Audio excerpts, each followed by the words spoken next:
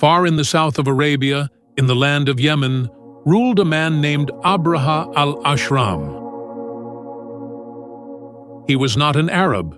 He was a Christian general sent by the king of Abyssinia to rule over Yemen, and he came with a mission.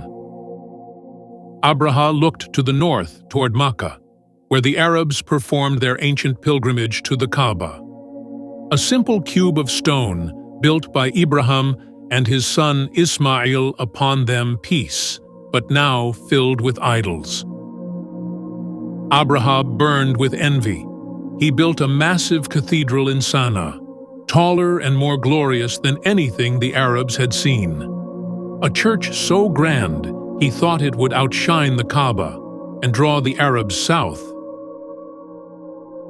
But the Arabs did not come. One of them, in protest, snuck into the cathedral and defiled it. With rage boiling in his heart, Abraha swore an oath that would shake the desert. I will march to Makkah. I will destroy the Kaaba. I will wipe it from the face of the earth.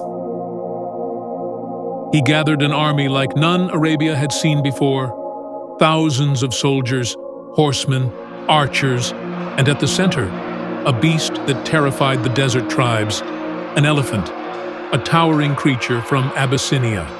They called him Mahmud.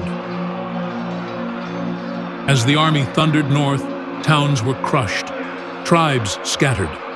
Word spread like fire. The elephant is coming.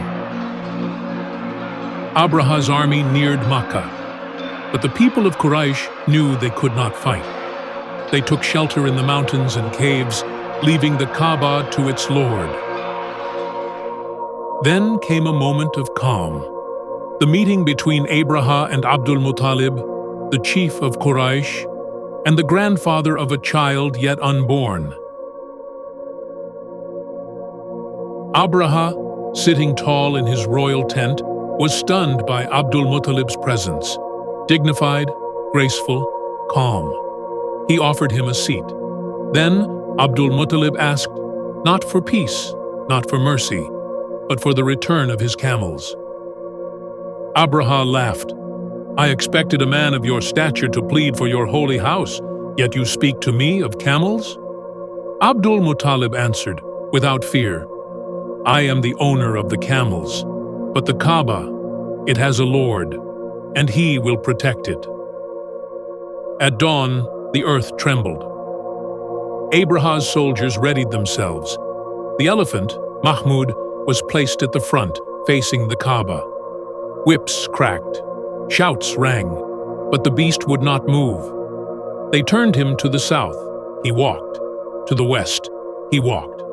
Back to the north, he walked. But when they turned him toward the Kaaba, he dropped to his knees and refused.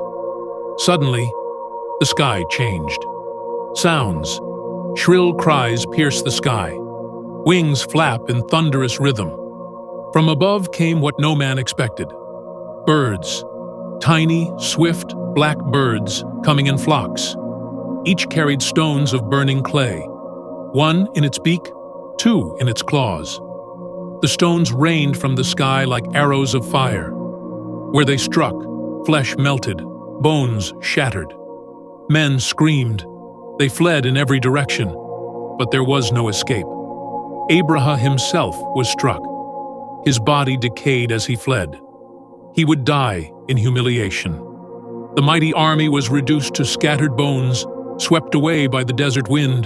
The Kaaba untouched, not a single stone scratched.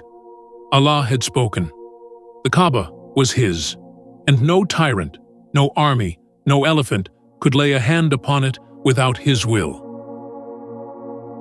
The Year of the Elephant was not just a story of destruction. It was a message, a sign to the world that Allah was preparing the earth for something greater, for the one who would be a mercy to all creation, and the world would never be the same again. That same year, in that same city, a child was born, orphaned before birth, raised under the shadow of the Kaaba his grandfather once defended.